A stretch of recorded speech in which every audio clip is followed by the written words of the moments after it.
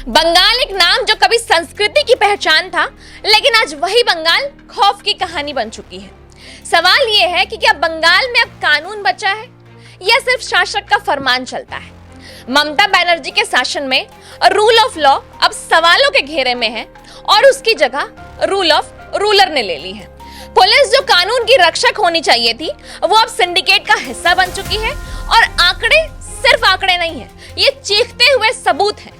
13,894 हत्या के प्रयास राज्य में सबसे ज्यादा, 4,098 गैर हत्या के प्रयास जो फिर से राज्य को नंबर 1 बनाते हैं। 447 मासूम बच्चियां जिनकी उम्र महज 6 से 12 साल अपहरण का शिकार, और बच्चों के खिलाफ अपराध दर 22.5 प्रति लाख, जो राष्ट्रीय औसत से कहीं ज्यादा है। मुर्शिदाबाद, भांगर, हर जगह एक ही तस्वीर, दंगे, आगजनी और प्रशासन की चुप्पी। सबसे बड़ा सवाल, जब कानून ही डरने लगे तो आम इंसान आखिर कहां जाएगा। लेकिन सबसे बड़ा खतरा महिलाओं की सुरक्षा, क्योंकि अब ये घटनाएं अलग अलग नहीं है, ये एक खतरनाक पैटर्न बन चुकी है। हरीन घाटा केस, नाबालिग लड़की को योजना का पैसा मिलने के बाद धमकियां दी गई। अब वहीं बोलपुर विवाद, नेताओं के विवादित बयान और व्यवहार ने माहौल को बिगाड़ा। महिलाओं के खिलाफ अपमानजनक भाषा अब सामान्य होती जा रही है। गोबरडांगा घटना, यात्रा के दौरान महिला से छेड़छाड़ की घटना सामने आई।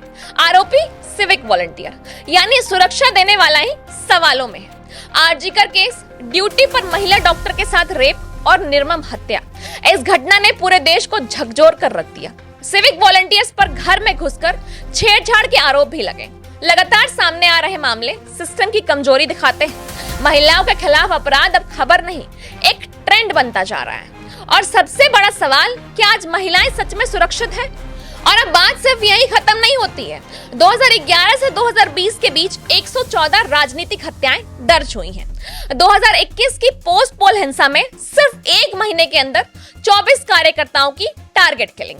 और विपक्ष के नेता शुवेंदु अधिकारी पर हमला लोकतंत्र पर गंभीर सवाल खड़े करता है। और विधानसभा, जो लोकतंत्र का मंदिर मानी जाती है, वो अब सत्ता का हथियार बनती दिख रही है। वहीं विपक्ष के किसी भी विधायक को पैक का चेयरमैन नहीं बनाया गया, और जो भी सवाल उठाने की कोशिश करता है उसे सस्पेंड कर दिया जाता है। वहीं विपक्ष के नेता को 11 महीने तक विधानसभा से बाहर रखा गया। गृह विभाग से जुड़े सवाल कभी मंजूरी नहीं किए गए। तो सवाल उठता है कि क्या यही लोकतंत्र है या लोकतंत्र सिर्फ नाम का रह गया है। सीएजी रिपोर्ट, एक और बड़ा खुलासा, 2.29 लाख करोड़ का हिसाब आज तक जनता को नहीं मिला। भ्रष्टाचार पर कार्रवाई लगभग खत्म है। और सबसे चौंकाने वाली बात है, 2023 में सिर्फ 8 केस दर्ज हुए हैं और सजा एक को भी नहीं मिली है। कृषि, उद्योग, शिक्षा, स्वास्थ्य, हर क्षेत्र चरमराता हुआ है। अस्पताल जहां इलाज होना चाहिए था, वहां इंतजार है। स्कूल जहां भविष्य बनना चाहिए था, वहां सिस्टम बैठ चुका है। और कारखाने जहां रोजगार मिलना चाहिए था, वहां ताले लग चुके हैं। और अब जनता चुप नहीं है, गांव से लेकर शहर तक एक ही आवाज उठ रही है। सुरक्षा चाहिए, न्याय चाहिए।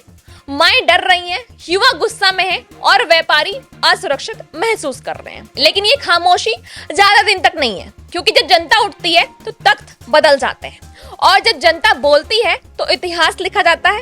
अब बंगाल सिर्फ पूछ नहीं रहा है, वो तय कर रहा है कि यह अंधेरा कब तक रहेगा। ये लड़ाई है भय बनाम भरोसा, खामोशी बनाम आवाज। और इस बार आवाज दबेगी नहीं, ये लहर रुकेगी नहीं। अंधकार टूटेगा, सिस्टम बदलेगा और बंगाल एक नया अध्याय लिखेगा। ये सिर्फ बदलाव नहीं होगा, ये हर उस डर, हर उस अन्याय और हर उस खामोशी का हिसाब होगा।